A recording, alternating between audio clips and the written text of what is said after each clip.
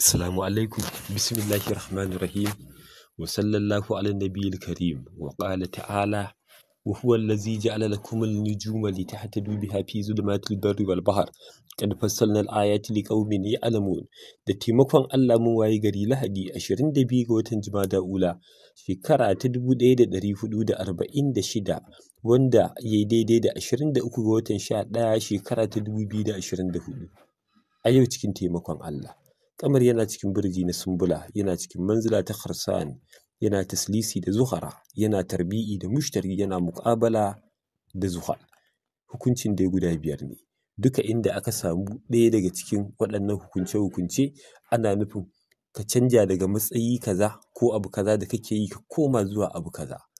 Shi ne hikimar a cikin al'amuran neman taimakon Allah da al'amuranka na duniya, kamar tafiye-tafiye, ginin gida, duk wani al'amari, kai ko magani za ka sha a matsayin baka da lafiya, yana da matuƙar muhimmanci ka san lokacin da ya kamata ka sha, domin samun fa'ida ko amfani na wannan maganin. Don haka dai muna jan hankalin al'umma, wanda Allah ya ba dama isan wannan ilimi ya san shi, ko ba komai zai ba shi gudunmawa a cikin al'amuran tafiyar da rayuwarsa yau da gobe. Sa'o'in ƙamar da taimakon Allah za su kasance kamar haka: ƙarfe 9:21 na safe zuwa ƙarfe 10:19, sai ƙarfe 4:04 na yamma zuwa ƙarfe 5:01, sai kuma ƙarfe 11:11 na dare zuwa 12:14. A ɗaya daga cikin waɗannan lokuta, masana ilimin hisabi sun fitar da sallah raka'a 2 bayan Fatiha. Za a karanta innama amruhu iza arada shay'an an yaqula lahu kun fayakun.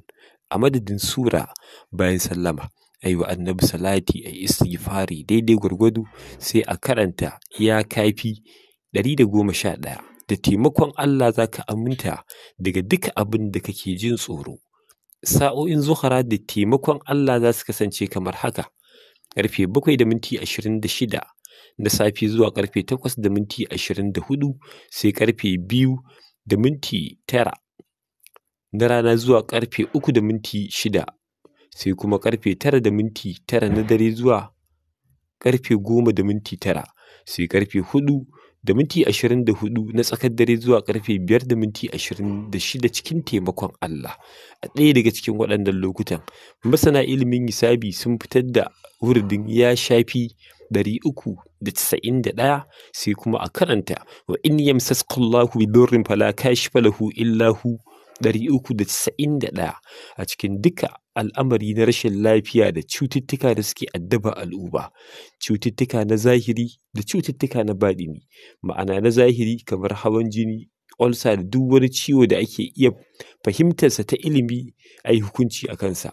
Haka cututtuka na baɗini kamar baƙin ciki, hassada, gaba, mugunta da san aikata mugunta da miyagun laifuffuka, duka Allah subhanahu wa ta'ala zai yaye wa al'umma. Mu daure mu roƙa wa kanmu, mu roƙa wa ‘ya'yanmu, mu roƙa wa al'umman manzon Allah shiriya. Muna roƙon Allah ya shirye duka al'umman manzon Allah. Sannan ina ƙara tunasarwa, wannan shekara ce da ta fara nisa. Sunayen Allah da kuma aya daga Alƙur'ani wacce ta bayyana a cikin wannan shekarar domin dafa'in shekarar da kuma jalabin shekara: inna haza la rizquna ma lahu min nafad 1446, sai kuma ya la ilaha illallah ya gaffaru 1446. Muna tunasar da al'umma a riƙe wannan, kada a manta, domin samun duka nasara a cikin rayuwa. Jiya cikin taimakon Allah an sami istighfari 181,144 a gidajen nan namu guda biyu, na gidan Falaki na ɓangaren maza da kuma na ɓangaren mata. Yau kuma rana ce ta Lahadi, sirrin da shi ne la ilaha illallahu. Godiya da ni'imar da Allah subhanahu wa ta'ala ya yi mana, yi wa al'umma 111,111. Muna roƙon Allah da ya sanya abin da muka yi daidai hadiya ga shugaba, abin da muka yi kuskure muna neman taimakon Allah ya gafarta mana. Daga ɗalibin kuma Ul'ainain Zubair Kasim da ke garin Kano, 08028 68 05